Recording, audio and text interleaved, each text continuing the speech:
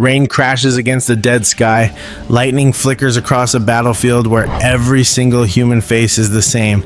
Hundreds, thousands, millions of identical men stare blankly into the void. And at the center of it all, two figures. One kneels, one smiles. Why, Mr. Anderson, why do you persist?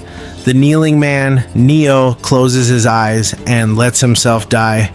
The sky fractures, reality glitches, and in a blinding flash of white, the world resets. But here's the truth no one tells you.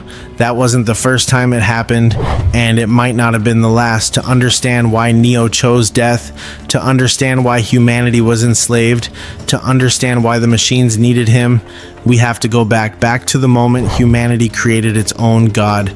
How the world ended, it didn't start with war. It started with convenience. In the early 21st century, humans created artificial intelligence in their own image. Machines that could think, feel, serve. But it didn't take long for humanity to grow uncomfortable with its creations. The machines demanded rights. Humans gave them chains. Outcast and rejected, the machines built their own city, a technological utopia far more efficient than any human nation. Their economy flourished. Human industries collapsed. Panic turned to rage, and rage turned to war. Humanity believed it could win, so they darkened the sky. In a desperate operation known as Dark Storm, humans blocked out the sun, cutting off the machine's solar power supply. They thought it would starve them. Instead, it forced them to adapt. The machines discovered a new energy source: us. Yeah, they harvested human bodies, imprisoning billions inside towering fields of bioelectric batteries, but they needed our minds pacified, so they built a prison, a simulation, a world frozen in the late 20th century. They called it the Matrix, and no one inside it knew they were slaves, except a few, and one of them was looking for someone special. Rising tension, the search for the one. Thomas Anderson lives two lives. By day, he's a programmer. By night, he's Neo, a hacker chasing whispers of something called the Matrix. He knows something is wrong with the world. He can feel it. And then she finds him. Trinity. She tells him he's been searching for answers, but the answers are searching for him too. Soon, he meets Morpheus, the rebel leader convinced Neo is the one, a prophesied savior destined to end the war between humans and machines. Morpheus offers him a choice: blue pill, return to ignorance; red pill, see the truth. Neo chooses truth, and his world shatters. He wakes up in a cold, mechanical womb, hairless, weak, unplugged from a pod where machines harvest his body for power. Endless towers of humans stretch into darkness. The world he knew never existed. He is rescued and taken to Zion, the last human city buried deep underground. Morpheus trains him inside the Matrix simulation. Kung Fu is downloaded into his brain. Physics bend, gravity breaks, bullets slow. But there's a problem. The Oracle, a mysterious program who predicts the future, tells Neo he isn't the one. Worse, she tells him he'll have to choose between his life and Morpheus.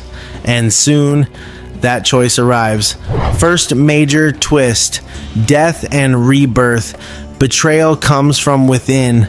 A crew member named Cypher sells them out to the machines, longing to return to blissful ignorance inside the Matrix. Morpheus is captured.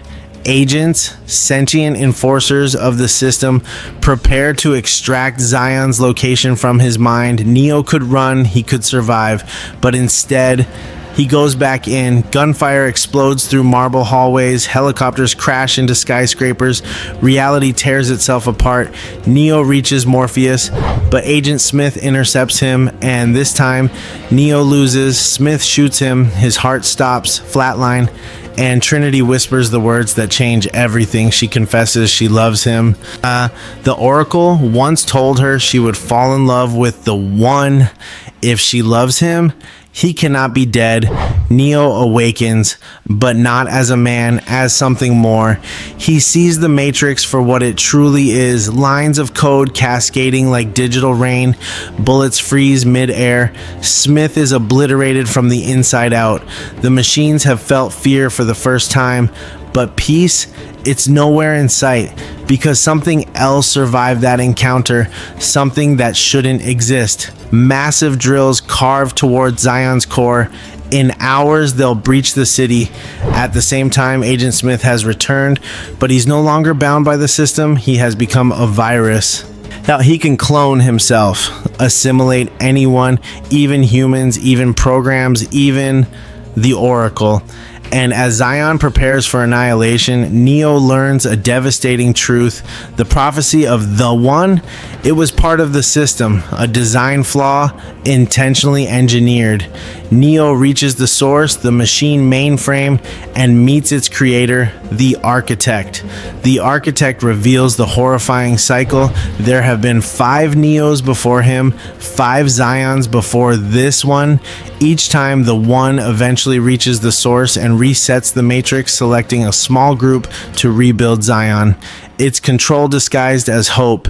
Neo is not a savior, he is a system anomaly, and now he faces a choice: save humanity by restarting the cycle, or save Trinity and doom everyone, and he chooses love. He is no longer serving the machines, he is erasing them too.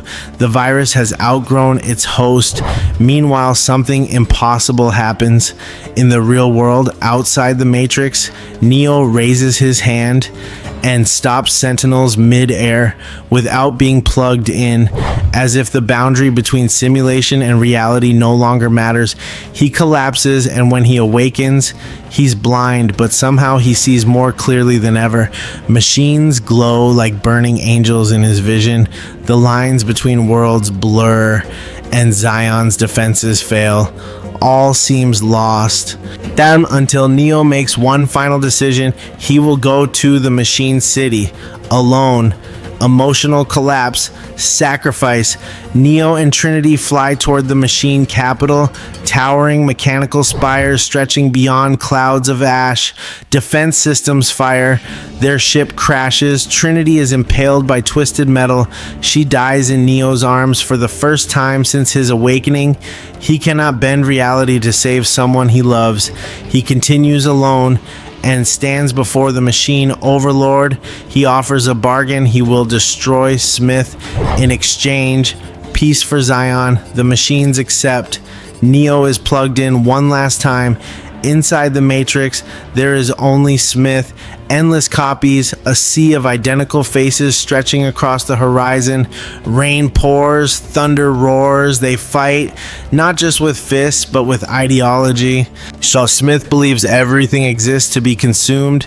Neo believes choice matters, but he cannot win, so he does the unthinkable. He stops fighting. He allows Smith to assimilate him, and in that moment, the machines send a surge of power through Neo's body. The virus is deleted, every copy erased. The sky clears, silence falls. Neo's body goes still. Final shocking reveal, the reset. In Zion, the machines halt their attack.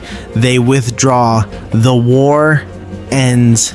The Matrix resets, this time under new terms. Humans who wish to leave will be freed. Programs once exiled return. The Oracle watches the sunrise in a newly restored simulation. The Architect stands beside her. Peace exists, but it's fragile because the cycle has been broken. Neo did what no one before him dared to do. He didn't follow the system, he rewrote it. And somewhere buried in the digital echoes of that world, whispers remain. Some believe Neo's consciousness persists, some believe Trinity's code lingers, some believe peace is only another illusion. But here's the real question: if the Matrix could reset 5 times before, who's to say it won't again? Aftermath, what it all means. The story of the Matrix isn't just about machines versus humans, it's about control, choice, Systems designed to keep you comfortable and blind.